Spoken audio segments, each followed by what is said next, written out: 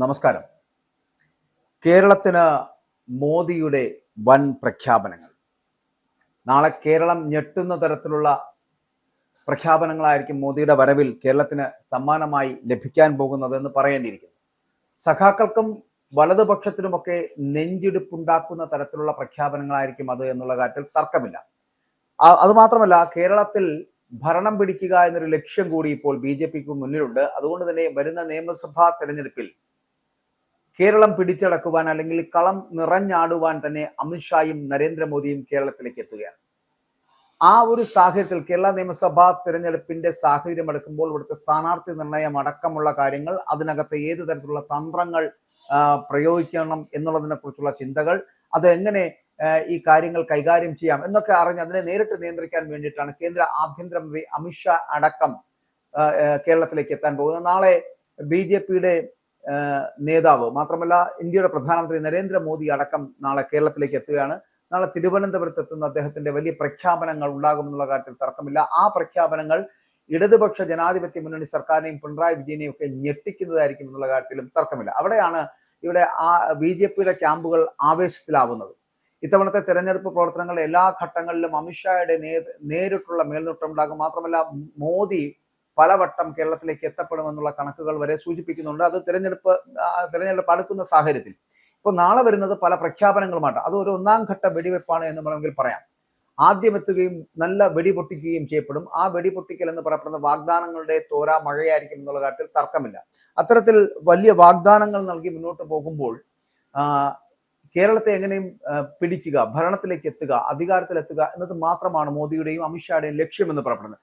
അമിത്ഷായുടെ നിയന്ത്രണത്തിലായിരിക്കും ഈ തവണ നിയമസഭാ തെരഞ്ഞെടുപ്പ് കേരളത്തിൽ നടക്കുക എന്നുള്ളത്. അമിത്ഷായുടെ സമ്പൂർണ്ണ നിയന്ത്രണത്തിലായിരിക്കും. അങ്ങനെ തദ്ദേശ തെരഞ്ഞെടുപ്പിൽ മണ്ഡലങ്ങളുടെ ചുമതല നൽകിയിട്ടുള്ള നേതാക്കളെ അതേ മണ്ഡലങ്ങളിൽ തന്നെ സ്ഥാനാർത്ഥികളാക്കാനാണ് കേന്ദ്ര നേതൃത്വത്തിന്റെ പുതിയൊരു തീരുമാനം എന്ന് പറയപ്പെടുന്നത്. ഇതോടുകൂടിയാണ് ഇവിടെ മുരളീധരൻ കഴക്കൂട്ടത്ത് തന്നെ മത്സരിക്കുമെന്ന് ഏകദേശം ഉറപ്പാകുന്നത്. മറ്റുള്ളവരുടെ കാര്യത്തിൽ കേന്ദ്ര നിരീക്ഷകർ ഉടൻ തീരുമാനമെടുക്കും. മാത്രമല്ല, ആ തീരുമാനം എന്ന് പറയപ്പെടുന്നത് അംഗീകരിക്കുന്നത് അമിത്ഷായുടെയും നരേന്ദ്രമോദിയുടെയും ഒരു ദീർഘവീക്ഷണവും ഒപ്പം തന്നെ അവരുടെ നേതൃത്വത്തിലുമായിരിക്കും എന്നതാണ്. മാത്രമല്ല, ഇവിടെ തിരുവനന്തപുരം സെൻട്രൽ, നേമം, വട്ടിയൂർക്കാവ്, കഴക്കൂട്ടം, കൂടാതെ ആറ്റിങ്ങൽ, കാട്ടാക്കട, മഞ്ചേശ്വരം, പാലക്കാട്, ചെങ്ങന്നൂർ, കായംകുളം, ഈ മണ്ഡലങ്ങളിലാണ് BJP ഏറ്റവും കൂടുതൽ ശ്രദ്ധ കേന്ദ്രീകരിക്കാൻ പോകുന്നത്.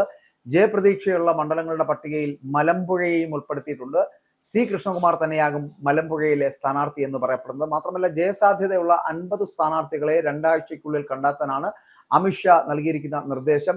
ഇതിനായിട്ട് പല പ്രമുഖ വ്യക്തികളെയും താരങ്ങളെയും ഒക്കെ കണ്ടെത്താനുള്ള ശ്രമങ്ങളും ഇപ്പോൾ അണിയറയിൽ നടക്കുന്നുണ്ട്. പ്രായപരിധി കഴിഞ്ഞ മുതിർന്ന നേതാക്കളെ മത്സര രംഗത്ത് നിന്ന് മാറ്റി നിർത്തി അവർക്ക് തിരഞ്ഞെടുപ്പ് ചുമതലകൾ നൽകി പകരം യുവാക്കൾക്കും യുവതികൾക്കുമൊക്കെ ന്യൂനപക്ഷ വിഭാഗത്തിൽപ്പെട്ടവർക്കുമൊക്കെ കൂടുതൽ സീറ്റുകൾ നൽകുവാനുള്ള ഒരു പുതിയ പദ്ധതിയാണ് അമിത്ഷായും നരേന്ദ്രമോദിയും മുന്നോട്ട് വെക്കുന്നത്. ആ പുതിയ പദ്ധതിയിൽ കേരളത്തിനെ പിടിച്ചെടുക്കാൻ കഴിയും, അധികാരത്തിലേക്ക് എത്താൻ കഴിയുമെന്നാണ് വലിയ ആത്മവിശ്വാസത്തിലേക്ക് BJPയെ കൊണ്ട് എത്തിച്ചിരിക്കുന്നത്.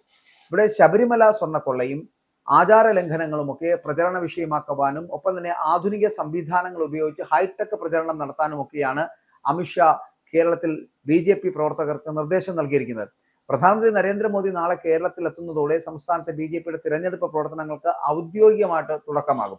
അപ്പോൾ നരേന്ദ്രമോദിയുടെ വരവോടുകൂടി വലിയ പ്രഖ്യാപനങ്ങൾ നടത്തപ്പെടാൻ പോകുന്നു. കാരണം നരേന്ദ്രമോദി എത്തും എന്ന് മുൻപ് തന്നെ പറഞ്ഞിട്ടുള്ളതാണ്. അതായത് തിരുവനന്തപുരത്ത് BJPയുടെ ഒരു നേതാവാണ് മേയർ ആകുന്നത് എങ്കിൽ വലിയ പ്രഖ്യാപനങ്ങൾ, വികസന അനന്തപുരിയെക്കുറിച്ചും വികസന കേരളത്തെക്കുറിച്ചുമുള്ള വലിയ സാധ്യതകൾ നിലനിൽക്കുന്ന പ്രഖ്യാപനങ്ങൾ നടത്തുന്നതിന് വേണ്ടിയിട്ട് മേയർ സ്ഥാനത്തേക്ക് NDAയുടെ അല്ലെങ്കിൽ BJPയുടെ നേതാവ് അധികാരത്തിലേറി 45 ദിവസത്തിനകം പ്രധാനമന്ത്രി അനന്തപുരിയിലെത്തുകയും ഇവിടെ വലിയ പ്രഖ്യാപനങ്ങൾ നടത്തുകയും ചെയ്യുമെന്നുള്ളൊരു വാഗ്ദാനം തദ്ദേശ സ്വയംഭരണ തെരഞ്ഞെടുപ്പിന് മുൻപ് തന്നെ അവർ മുന്നോട്ട് വെച്ചിരുന്നതാണ്. BJPയുടെ സംസ്ഥാന അധ്യക്ഷൻ രാജീവ് ചന്ദ്രശേഖറും ഒക്കെ പറഞ്ഞിരുന്നതാണ്. അതിന്റെ പൂർത്തീകരണത്തിന് വേണ്ടിയിട്ടാണ് നാളെ നരേന്ദ്രമോദി കേരളത്തിലെത്തുന്നത്. വലിയ പ്രഖ്യാപനങ്ങൾ ഈ പറയുന്ന പോലെ റെയിൽവേ മേഖലകളിൽ, മാത്രമല്ല റോഡ് വികസന സംവിധാനങ്ങളിൽ, സാംസ്കാരിക മേഖലകളിൽ, ആരോഗ്യ വിദ്യാഭ്യാസ മേഖലകളിലടക്കം വലിയ പ്രഖ്യാപനങ്ങൾ നടത്തുവാൻ തന്നെയായിരിക്കും നാളെ നരേന്ദ്രമോദി എത്തുന്നത്. അത് നിയമസഭാ തെരഞ്ഞെടുപ്പിന് മുന്നോടിയായിട്ടുള്ള ഒരു വാഗ്ദാന പെരുമഴ കൂടിയായിരിക്കും എന്നുള്ള കാര്യത്തിൽ തർക്കമില്ല. ആ ഒരു തരത്തിലേക്ക് കേരളത്തിലേക്ക് എത്തപ്പെടുന്ന നരേന്ദ്രമോദി വലിയ പ്രഖ്യാപനങ്ങൾ നടത്തുമ്പോൾ അത് കേരളത്തിലേക്ക് അധികാരത്തിലേക്ക് എത്തുക എന്നൊരു ലക്ഷ്യത്തോടു കൂടി തന്നെ നടപ്പിലാക്കുന്ന പദ്ധതികളായിരിക്കും, പ്രഖ്യാപനങ്ങളായിരിക്കും.